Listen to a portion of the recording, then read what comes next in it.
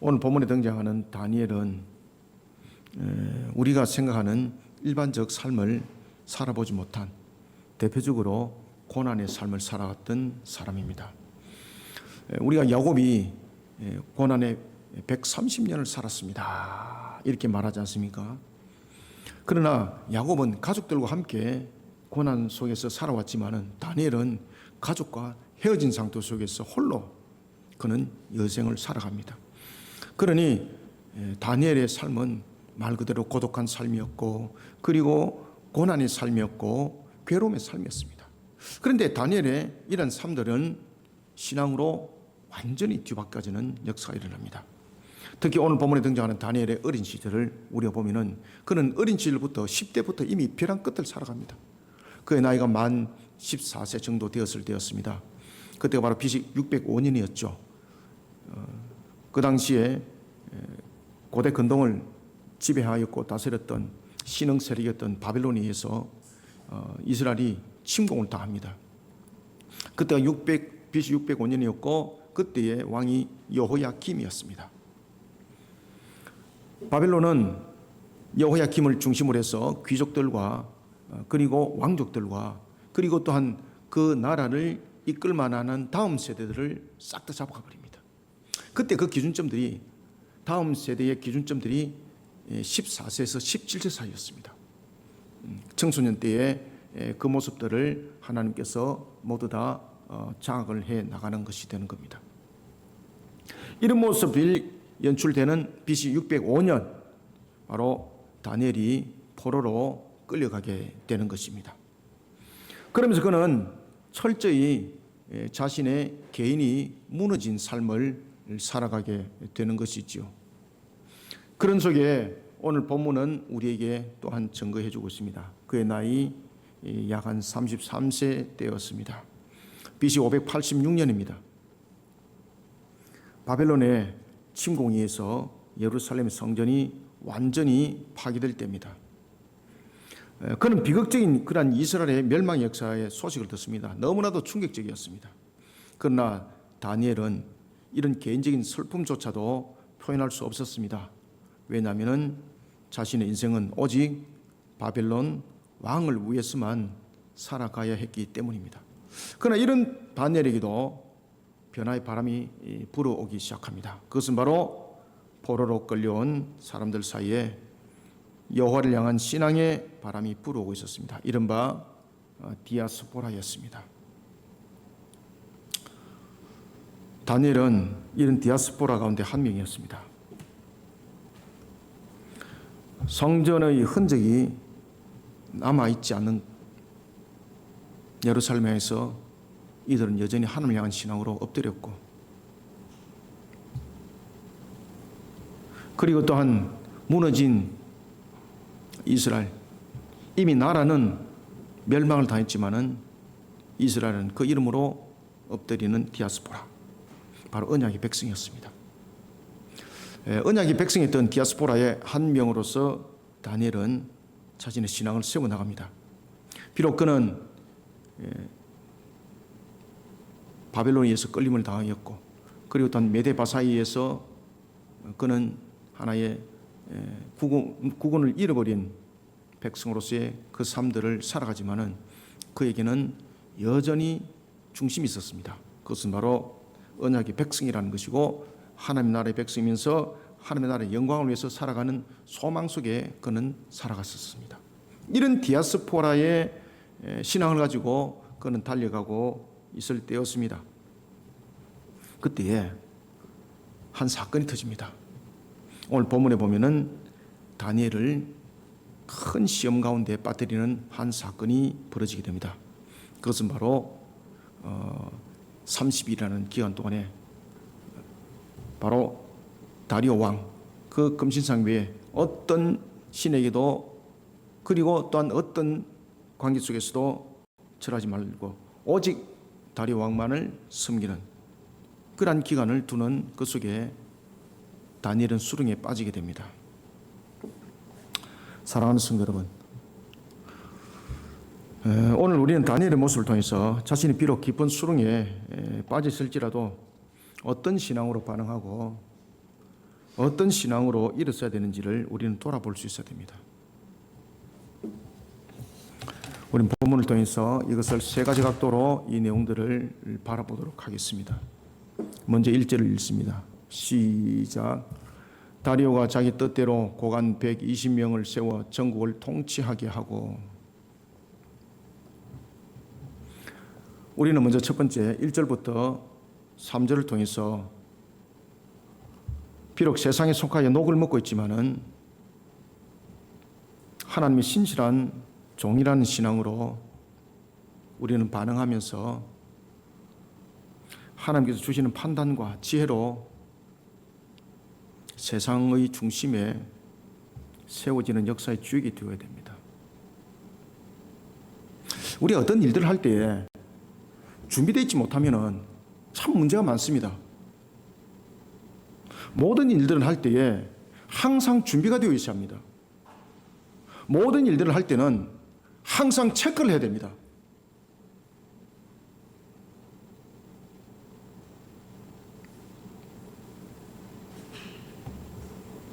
제가 왜 여러분들에게 지금 이 말씀을 드리는가 하면은 지금 예배가 굉장히 중요합니다. 그런데 이것이 사전에 체크가 안 되어 있습니다.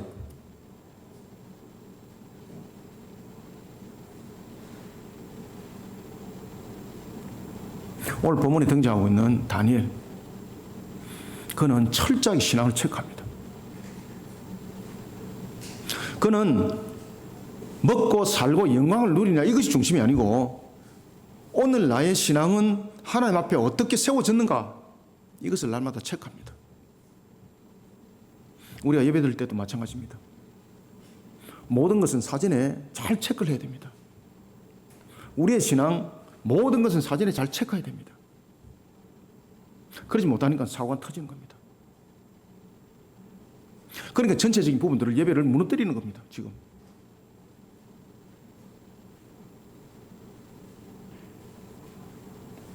비록 우리가 세상에 속해 있지만은 우리는 하나님의 신실한 종이라는 신앙으로 항상 반응하셔야 됩니다. 이런 부분들이 바로 신앙의 체크 속에서 나타나는 겁니다. 우리는 1절부터 3절 통해서 이런 부분들을 명확하게 알 수가 있는데 그 중에서 1절과 2절과 3절이 대표적으로 우리에게 주는 단어들이 있습니다. 특히 1절에 보면은 다리오가라는 단어가 등장하고 있고 그리고 2절에 보면은 또 그들 위에라는 단어가 등장하고 있고 그리고 3절에는 다니엘이 등장합니다. 이 부분들이 굉장히 중요한 의미를 가지고 있습니다. 왜 지금 6장이 하나의 역사적 사실을 말하고 있음에도 불구하고 이 내용들은 왜 단어가 굉장히 중요한 의미를 가지고 있는지를 잘 보셔야 됩니다. 그것이 바로 신앙으로 반응하고 있다라는 신앙의 체크를 이 단어가 지금 설명을 하고 있습니다.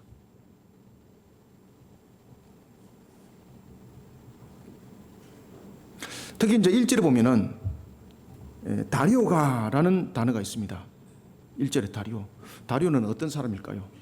다리오는 메데바사를 이끌어갔던 그리고 또한 메데바사를 세웠던 페르시아 제국이죠. 고레스의 그 뒤를 이어서 이제 왕으로서의 황제로서 그 역할을 감당하는데 고레스는 우리가 잘 아는 것처럼 아주 지략가였고 그리고 또한 여러 가지 부분에서 담대하였고 그리고 또한 여러 가지 부분에 전략가였습니다. 지략가였고 전략가였고 그리고 또한 담대했고 그리고 결단이 굉장히 빨랐습니다. 그리고 또한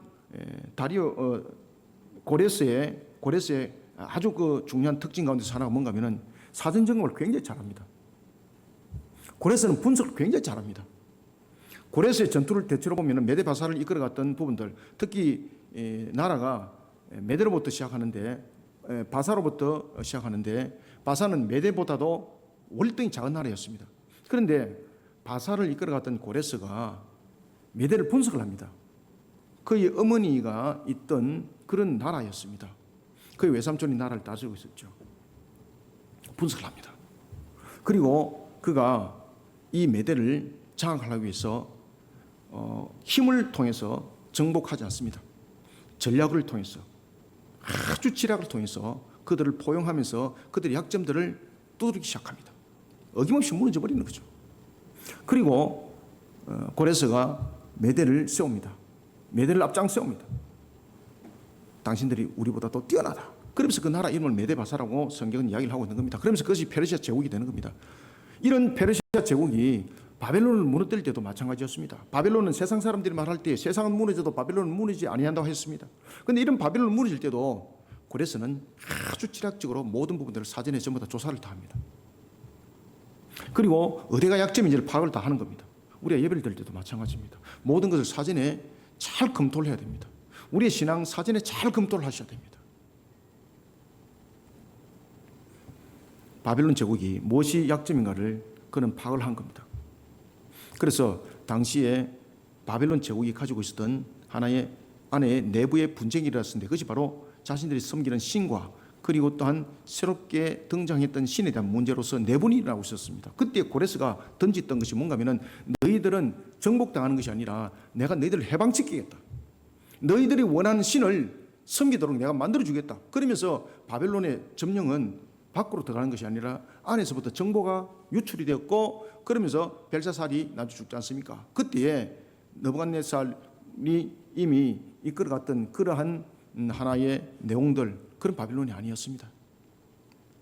내분이 일어났던 부분에 대해서 이제는 더 이상 힘을 발하지 못하는 것 결국은 성문이 안에서 밖으로 열려버렸습니다. 그리고 고레스는 수로를 통해서 그 비밀 수로를 통해서 들어오게 되었고 결국은 내부에서 정보를 흘려준 것이거든요. 그리고 그 수로를 뚫어서 벨사살을 죽게 되는 겁니다. 잔치하는 그 상에서 벨사살은 죽게 되는 거죠. 사전의 점검 참으로 중요합니다. 고레스가 그러면서 칙령을 발동하게 되었고 그런 속에 이스라엘은 예루살렘으로 돌아가는 귀한 이의 역사가 일어나게 되었던 것입니다. 이런 다리오 아시겠습니까? 그래서 오늘 본문 1장에 보면 1절에 보면 다리오가라는 부분들은 이런 부분들 그렇게 뛰어났던 고레스 그 고레스가 다스렸던 것보다도 더 강력한 나라를 구축한 것이 다리오입니다. 1절은 이렇게 말합니다. 그가 120명의 전국을 고관을 통해서 통치를 했다. 다리오가 말하는 메데바사의 초대왕이었던 고레스 때보다도 더 막강한 국력을 자랑하고 있었습니다. 20개의 도로 나라를 나누었고 이것을 다시 120개의 관할구로 나누어서 통치했습니다. 그리고 또한 2절에 보면은 또 그들 위에라는 단어가 등장합니다. 또 그들 위에라는 것은 당시 다니엘의 상태를 단적으로 정리해 주는 장면입니다. 다니엘은 120명의 고관들 위에 세워진 3명의 총리 중 1명이었습니다. 막강한 권력을 가진 자였습니다. 이것을 지금 대변하고 있습니다. 따라서 3절의 다니엘은이라는 단어는 보잘것없는 포로였던 그가 바벨론의 고위직을 맡았을 뿐만 아니라 메데바사의 고위직에 세워졌다는 것을 말하고 있습니다. 바벨론과 메데바사의 4명의 황제 밑에서 최고의 관직을 60년 동안 그는 역임했습니다. 다니엘의 나이가 어느덧 80세의 노인이 됩니다. 그럼에도 불구하고 다니엘은 누구보다 뛰어난 판단력과 지혜로 타의 추종을 불허하는 관리로 쓰임을 받습니다. 그의 판단과 지혜는 하나님께서 주신 신적 능력의 그 기원이 있었습니다. 그래서 3절에 보면은 마음이 민첩하여 라고 말을 하고 있는 겁니다. 마음이 민첩하다는 것은 하나님께서 그에게 판단력과 지혜를 줬다는 뜻입니다. 우리는 비록 세상에 속할지라도 이와 같이 하나님의 신실한 종이라는 신앙으로 반응하게 되면 하나님께서 그에게 판단과 지혜뿐만 아니라 모든 것을 새롭게 하여서 세상 속에 새롭게 세워나갑니다. 1절부터 3절을 한 목소리로 읽습니다. 시작. 다리오가 자기의 뜻대로 고관 120명을 세워 전국을 통치하게 하고 또 그들 위에 총리 셋을 두었으니 다니엘이 그 중에 하나이라.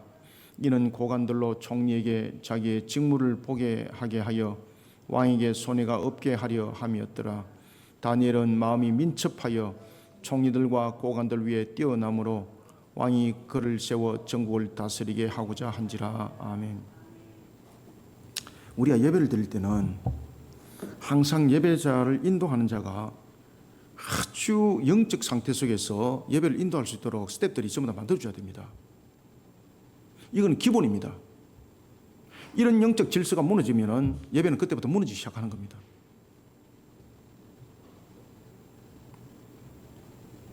메대바사를 이끌어갈 때도 마찬가지입니다. 기본적 부분에서 관리들이 무너지면 메대바사는 무너지는 겁니다. 특히 메대바사는 굉장히 여러 지역들을, 다민족들을 그들은 다스렸습니다. 그들을 다스리는 데 있어서 가장 필요했던 것은 뭔가 하면 관리들이었습니다. 그런데 이런 관리들을 어떻게 그들은 양육을 시킬 것인가라는 부분에서 고민을 했고, 그런 속에서 왕궁에서 집중적으로 그 관리들을 양육하는 센터를 만들었던 거죠.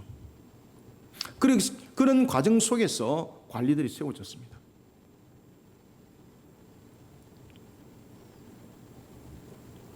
이런 속에 다니엘이 포로로 끌려오게 된 것이고, 그러면서 다니엘은 10대 때부터 이미 자신의 인생은 끝났던 것입니다. 자신의 모든 삶은 그저 바벨론을 위해서 자신의 모든 삶들을 그는 내려놓을 수밖에 없었습니다. 그런가 하면 또한 바벨론이 무너지고 난 이후도 마찬가지였습니다. 오늘 본문에 등장하고 있는 다리오가 있던 그 시대, 메데바사거든요. 고레스 이후에 그 등장했던 그 역사들, 그 시대도 똑같았습니다. 그는 여전히 자신의 삶을 사는 것이 아니라 메데바사를 위해서 그는 살아가야만이 되었던 것입니다. 이런 포로 생활을 그는 살아가고 있었습니다. 이 속에 무슨 소망이 있고 무슨 희망이 있었겠습니까? 그런데 그에게는 소망과 희망이 남달랐습니다. 그것은 어디에서 생겨났을까요? 바로 하나님을 향한 신앙입니다.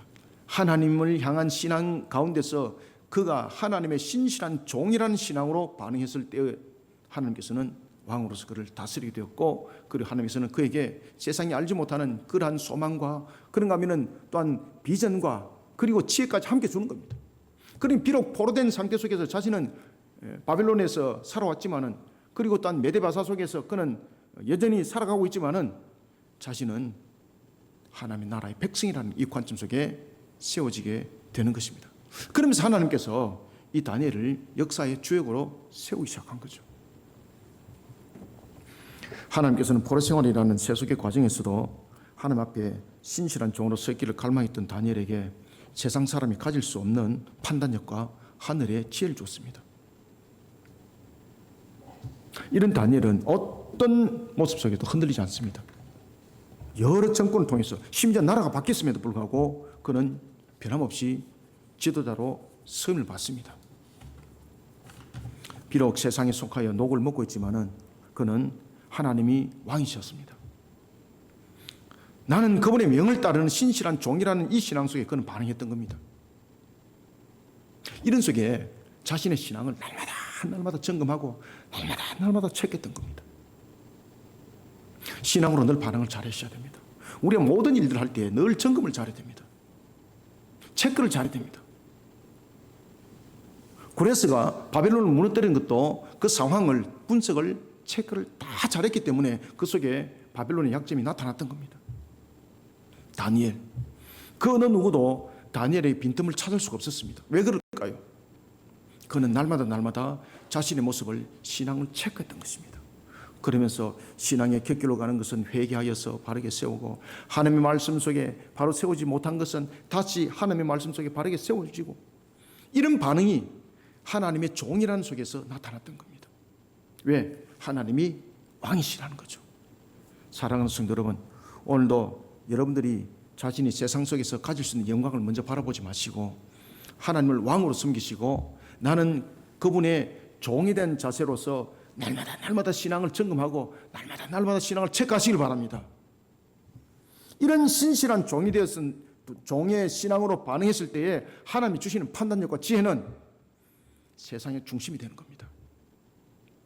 오늘도 우리는 하나님께서 주시는 그러한 판단과 지혜로 세상의 중심을 이끌어가는 역사의 주역들이 다 되시기를 소원합니다. 두 번째는 4절 읽습니다. 시작. 이에 총리들과 고관들이 국사에 대하여 다니엘을 고발할 근거를 찾고자 하였으나 아무 근거, 아무 허물도 찾지 못하였으니 이는 그가 충성되어 아무 그릇됨도 없고 아무 허물도 없었음이었더라. 아멘.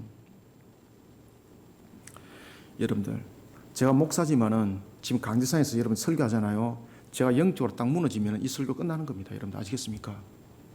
그냥 말소리만 전할 뿐이에요. 제일 중요한 것은 영적 컨트롤이에요. 여러분들요. 다니엘의 위대함이 무엇인가 아십니까? 다니엘은 영적 사람이었어요. 영적 컨트롤이에요. 여러분들.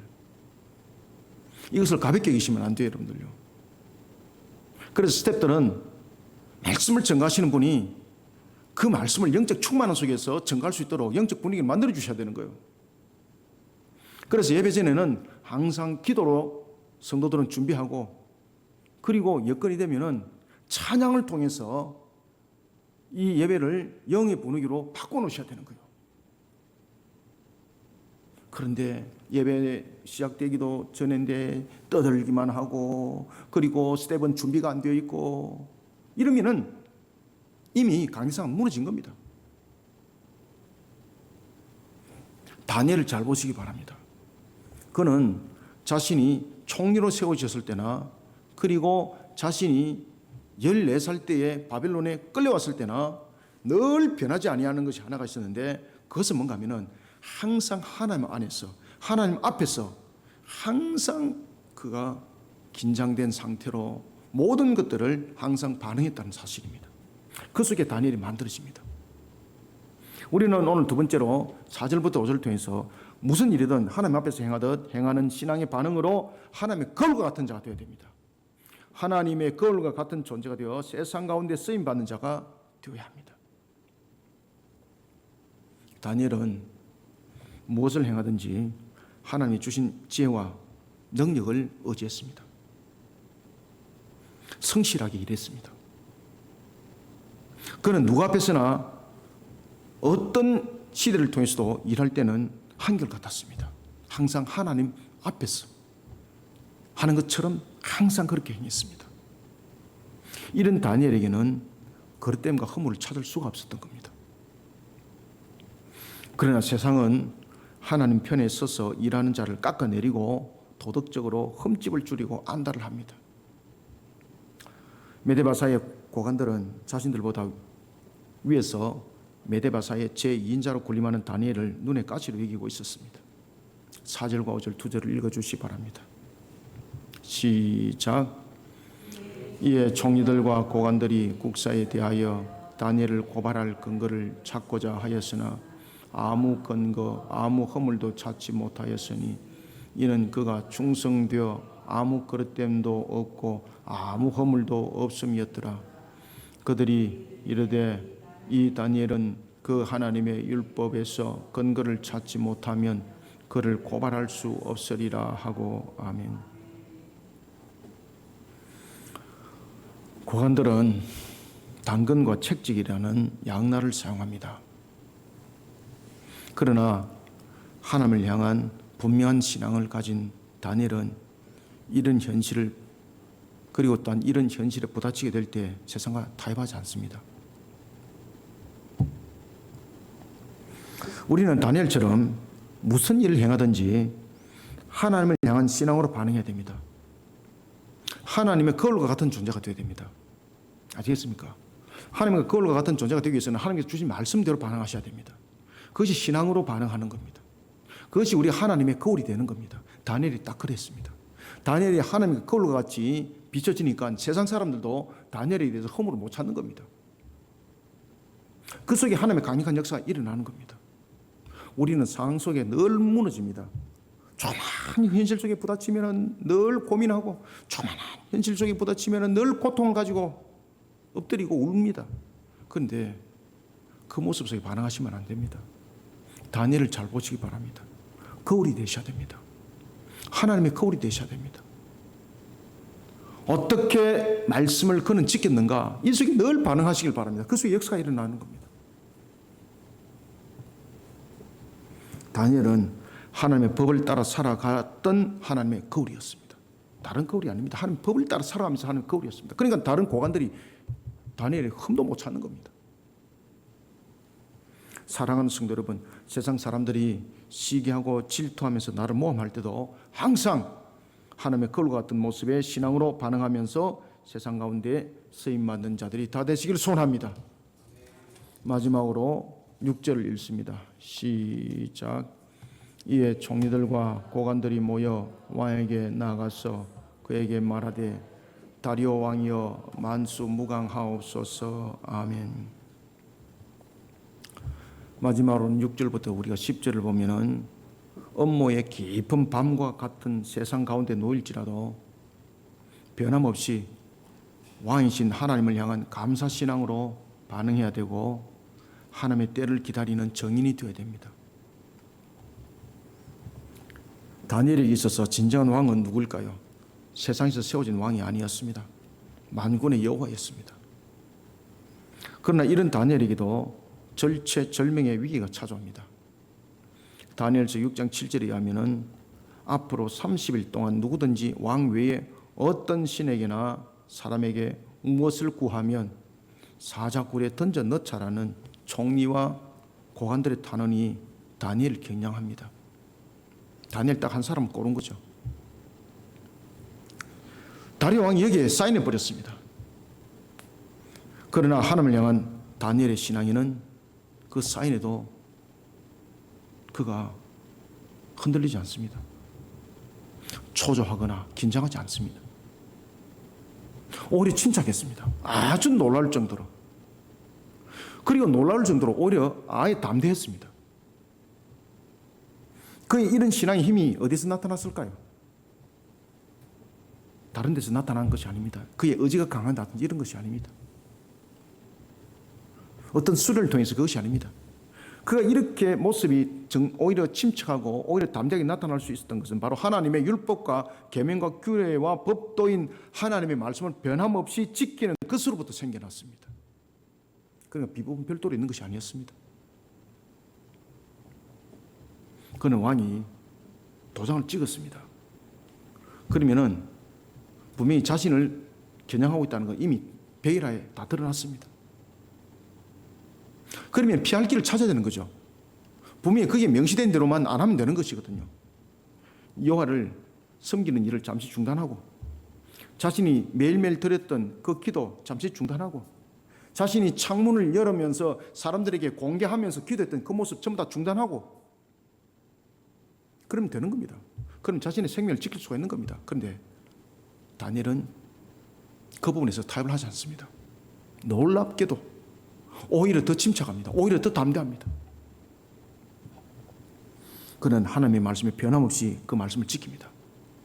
그는 디아스포라로서 그 신앙을 지켜나갑니다. 그는 동일한 장소인 윗방에서 올라가서 기도합니다. 동일한 장소인 예루살렘을 향해서 기도합니다. 동일한 방법으로 창문을 엽니다. 창문을 연다는 것은 사람들에게 공개적 측면에서 자신의 신앙을 드러내는 것이거든요. 그리고 동일한 시간에 하루에 3번씩 기도합니다. 무릎을 꿇고 기도합니다. 예레미야서의 말씀을 가슴에 안고 기도합니다. 이스라엘의 회복을 위해서 기도합니다. 언약을 가슴에 안고 기도합니다. 그러면서 하나님 앞에 감사를 드리면서 기도를 하기 시작하는 거예요. 6절부터 10절을 한 목소리로 읽어주시기 바랍니다. 시작. 이에 총리들과 고관들이 모여 왕에게 나아가서 그에게 말하되 다리오 왕이여 만수무강하옵소서. 나라의 모든 총리와 지사와 총독과 법관과 관원이 의논하고 왕에게 한 법률을 세우며 한 검령을 정하실 것을 구하나이다. 왕이여 그것은 곧 이제부터 30일 동안에 누구든지 왕 외의 어떤 신에게나 사람에게 무엇을 구하면 사자굴에 던져 넣기로 한 것이니다. 그런즉 왕이여 원하건대 검령을 세우시고 그 조서에 왕의 도장을 찍어 메대와 바사에 고치지 아니하는 규례를 따라 그것을 다시 고치지 못하게 하옵소서 하며 이에 다리오 왕이 조서에 왕의 도장을 찍어 검령을 내니라.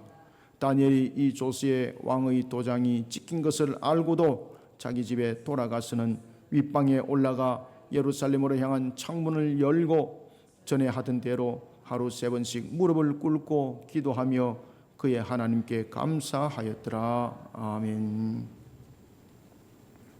다니엘의 위담은 그리할지라도 비록 그렇게 될지라도 여기서 나타나고 있습니다. 30일 동안 모든 상황을 잠시 참으면 되는 것이었습니다. 30일 동안 잠시 변경시키면 되는 것이었습니다. 방법을 달리하면 나타나지 않은 방법을 만들면 되는 것이었습니다. 방법은 다양했습니다. 피할 길은 충분했습니다.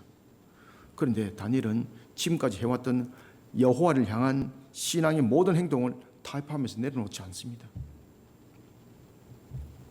그리할지라도. 왜냐하면 다니엘이 그 하나님을 향한 신앙 속에서 그는 하나님과 영적인 인격적 교통을 통하여서 살아계신 하나님이 어떤 분인가를 그는 알게 되는 것이죠. 그런 속에 하나님을 신뢰하고 그는 기도를 하는 겁니다. 그의 신앙을 지켜나가는 겁니다.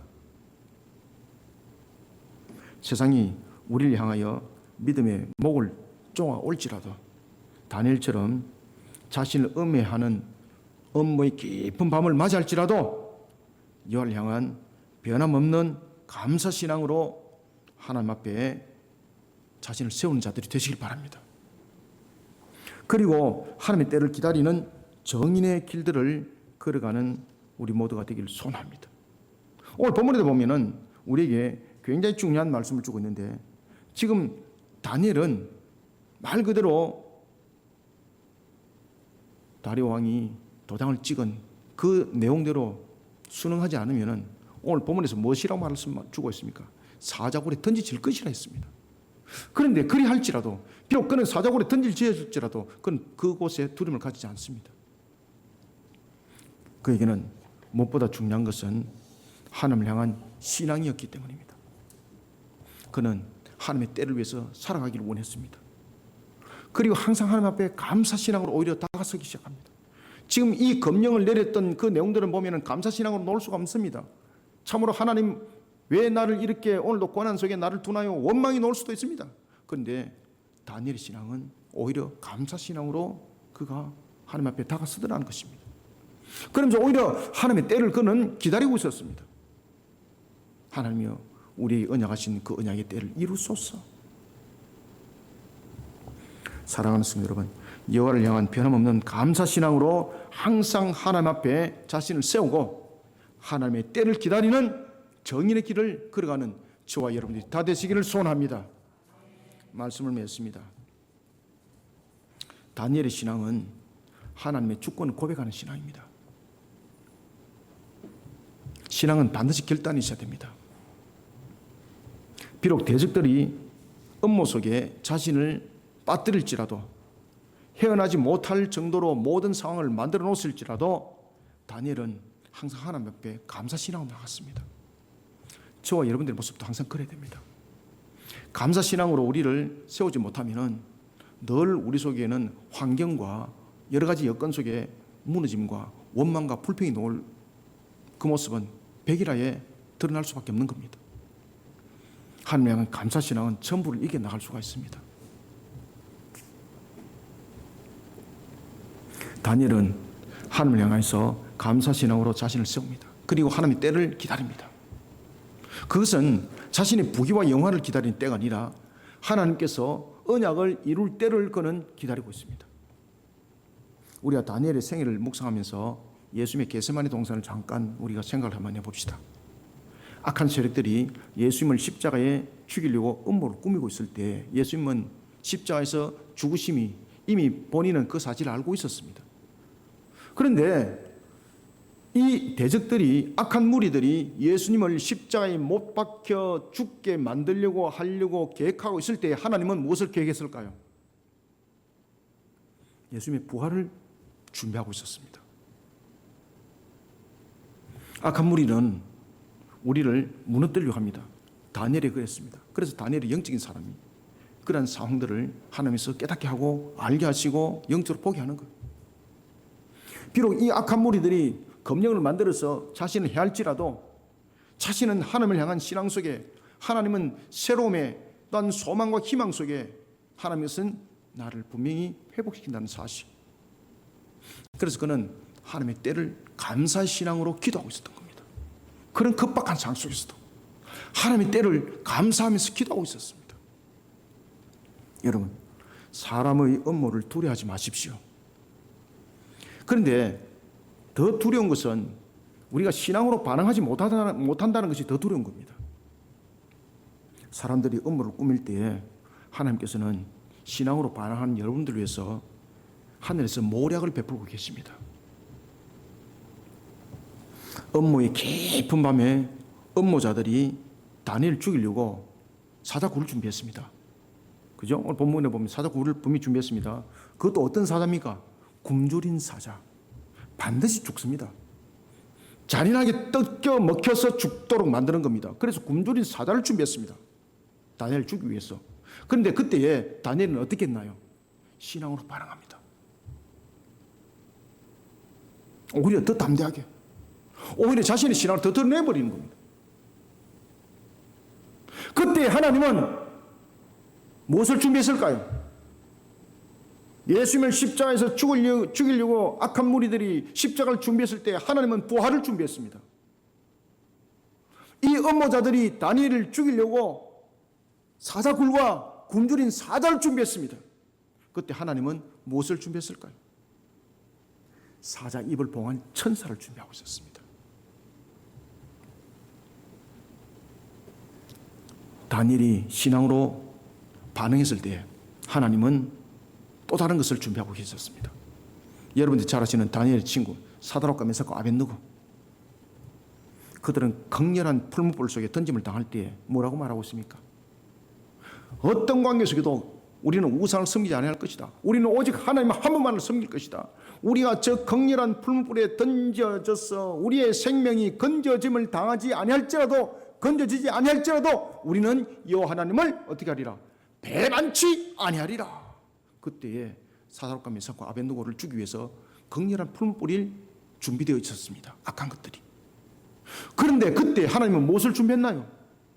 그 풀무불 속에 사드락과 메삭과 아벳느고를 그 어떤 해도 당하지 않도록 그들의 생명을 지킬 것을 준비하고 계셨습니다. 그래서 하나님이 그 풀무불 속에 직접 들어가는 겁니다. 그들을 건지기 위해서 직접 그 풀무불 속에 들어가는 겁니다. 사랑하는 성도 여러분, 하나님의 약속의 말씀을 부여잡고 우리의 신앙들이 항상 하나님의 모습을 비춰내는 거울이 됩시다. 설령 자신이 음모의 깊은 수렁에 빠졌을지라도, 여러 가지 환경 속에서 여러분들이 어려운 상태 속에 놓여 있을지라도 하나님의 거울이 됩시다. 그 신앙의 반응, 하나님이 그 환경 속에서 준비합니다.